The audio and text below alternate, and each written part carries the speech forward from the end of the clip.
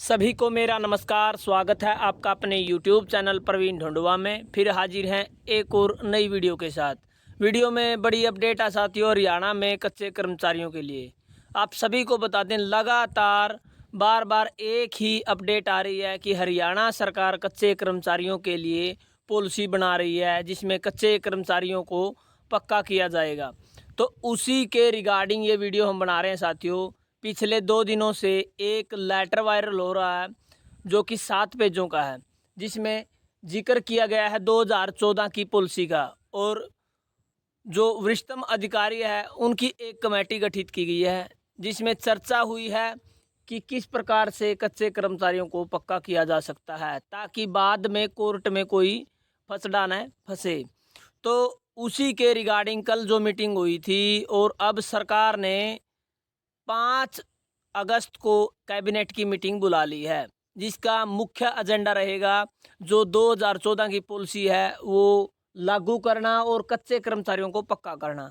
तो बताते हैं साथियों क्या क्या इस पॉलिसी में आएगा, किन कर्मचारियों को पक्का किया जाएगा। विस्तार से जानना चाहते हैं तो आप चैनल को सब्सक्राइब कर लें और वीडियो को लास्ट तक आप जरूर देखें। चलिए शुरू करते हैं।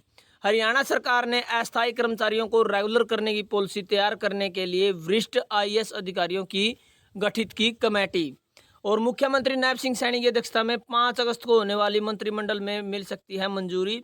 कमेटी की 26 जुलाई को हुई पहली बैठक में पंजाब की पॉलिसी के बिंदुओं पर भी चर्चा हुई। तो साथियों आपको बता दें, हरियाणा सरकार द्वारा अस्थायी कर्मचारियों को पक्का करने को की पॉलिसी तैयार करने के लिए वरिष्ठ आईएएस अधिकारी होते हैं जो, उनकी एक कमेटी गठित की है, जिसमें जाने माने आईएएस अधिकारी रखे गए हैं। उनका नाम भी हम बताएंगे।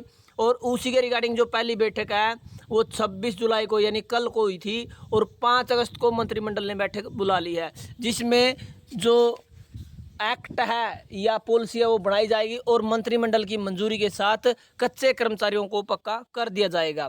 अब विस्तार से बता देते हैं साथियों। तो यहां पर बताया गया,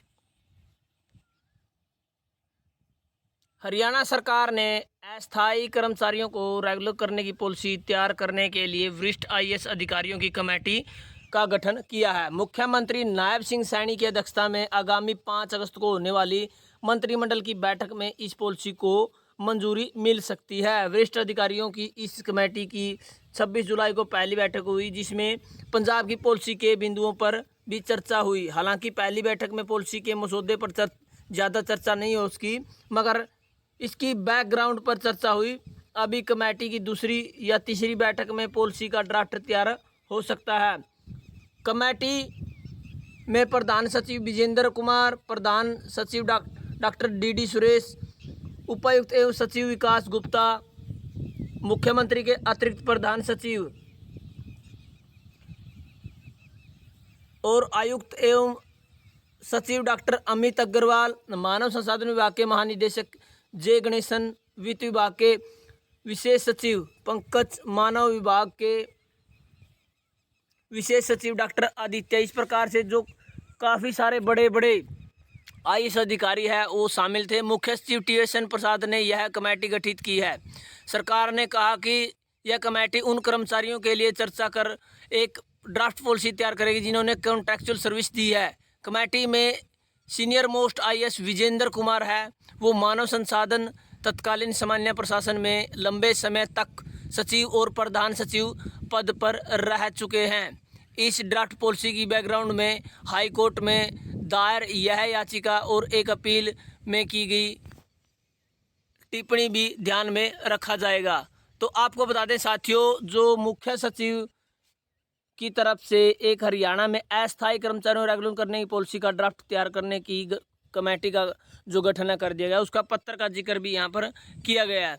तो आपको बता दें, अब जल्द ही हरियाणा में जो कच्चे कर्मचारी है उन्हें पक्का करने की पॉलिसी तैयार की जा रही है। दर्शना रानी बनाम हरियाणा राज्य केस से हुई शुरुआत।